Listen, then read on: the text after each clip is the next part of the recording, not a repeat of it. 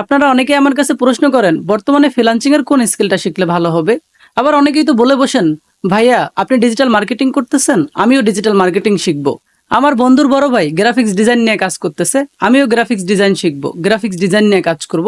আপনার idea totally রং। আপনি কোন স্কিল শিখবেন সেটা আপনার নিজেকেই ডিসাইড করতে হবে। এলাকার বড় ভাই ওয়েব ডেভেলপার, সেটা দেখে আপনি যদি ওয়েব ডেভেলপিং শেখার মতো সিদ্ধান্ত নেন, শিখে আপনার জীবনে ভালো কিছু নাও হতে পারে, এমনকি শেখা পর্যন্ত ছিটকে যেতে পারেন। কারণ আপনার কোন কাজটি করতে ভালো লাগে সেটা যাচাই বাছাই না করে বড় ভাইয়ের দেখা দেখে একটা স্কিল শেখার মতো ডিসিশন নেওয়া উচিত না বলে আমি মনে করি।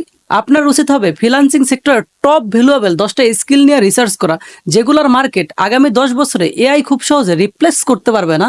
এখন ওই ক্যাটাগরিতে সাব ক্যাটাগরি কি কি আছে, ডিজিটাল মার্কেটিং এর ভিতরে কতগুলো সাব ক্যাটাগরি আছে, যেমন এসইও, সোশ্যাল মিডিয়া মার্কেটিং, এরকম প্রত্যেকটা সাব ক্যাটাগরি নিয়ে আপনাকে রিসার্চ করতে হবে। তারপর আপনি নিজেই ডিসিশন নিতে পারবেন আপনার কোন কাজটা করতে ভালো লাগবে এবং আপনি কোন স্কিলটা শিখবেন। কারণ কাজটা আপনার নেশা না, পেশায় রূপান্তর করতে হবে, তাহলে আপনি একটা স্কিলের স্পেশালাইজড হইতে পারবেন।